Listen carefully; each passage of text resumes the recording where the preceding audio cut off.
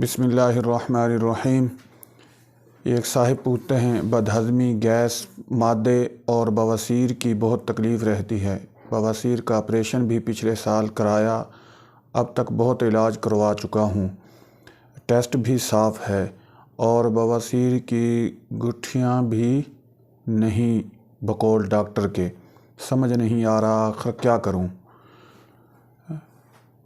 براہ کرم کوئی دعا یا وظیفہ تجویز کریں یا کسی نیک ماہر معالج کا پتہ بھی دیں، میرے لیے خصوصی دعا کریں۔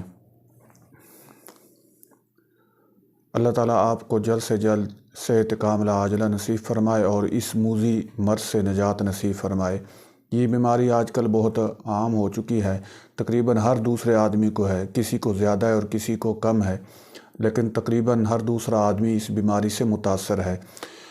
یہ بہت ایک خوفناک اور ایک شرمناک بھی بیماری ہے۔ شرمناک اس لیے کہ بہت سارے حضرات شرم کی وجہ سے اس بیماری کا جو ہے وہ علاج نہیں کرواتے یا پھر اس کا ذکر نہیں کرتے، یا بے حجابی کے خوف سے جو ہے اس کا آپریشن وغیرہ یا علاج نہیں کرواتے۔ تو اس لحاظ سے یہ ایک بیماری شرمناک بیماری بھی ہے۔ تو اللہ تعالیٰ ہمیں جو ہے تمام بیماریوں سے محفوظ رکھے اور صحت عطا فرمائے۔ ایک تو آپ جو ہے پنجگانہ نماز پابندی سے پڑھیں اور جماعت کے ساتھ اس کا اہتمام کریں، اور جو ہے اس کے بعد دعا کریں، اور تہجد کی بھی کوشش کریں، تہجد کے بعد بھی آپ دعا کریں۔ اور اس کے علاوہ میں ایک آیت آپ کو پڑھ کے سنا دیتا ہوں، سکرین پر بھی آپ اس کو دیکھ سکتے ہیں۔ تو سورہ نور کی آیت ہے یہ 18ویں پارے کے اندر۔ تو اس آیت کو 5 مرتبہ پانی پر دم کر کے اس پانی کو پئیں تو انشاءاللہ اللہ رب العزت آپ کو اس بیماری سے جلد چھٹکارا نصیب فرمائیں گے۔ وہ آیت میں آپ کے سامنے پڑھ کے سنا دیتا ہوں۔ بسم اللہ الرحمن الرحیم۔ اللہ نور السماوات والارض مثل نورہ کمشکاۃ فیہا مصباح المصباح فی زجاجہ الزجاجۃ کأنہا کوکب دری یوقد من شجرۃ مبارکۃ زیتونۃ لا شرقیۃ ولا غربیۃ یکاد زیتها یضیء ولو لم تمسسہ نار نور علی نور یہدی اللہ لنورہ من یشاء ویضرب اللہ الامثال للناس واللہ بکل شیء علیم۔ یہ سورہ نور کی آیت ہے اور پارہ نمبر ہے 18۔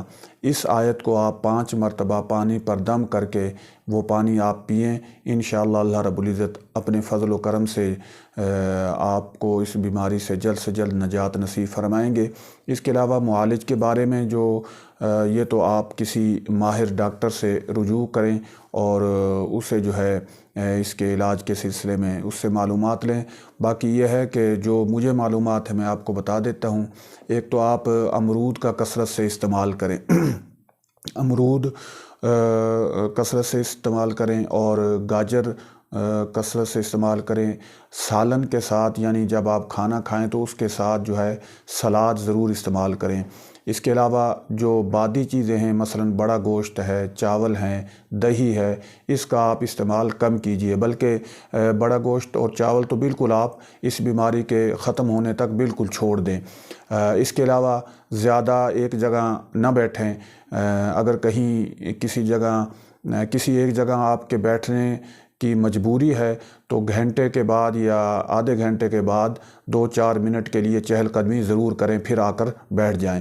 یعنی مثلا کسی آفس میں کام کرتے ہیں، بیٹھنے کا آپ کا مشغلہ ہے، تو آپ آدھے گھنٹے یا گھنٹے کے بعد 2-4 منٹ کے لیے چہل قدمی کر لیا کریں۔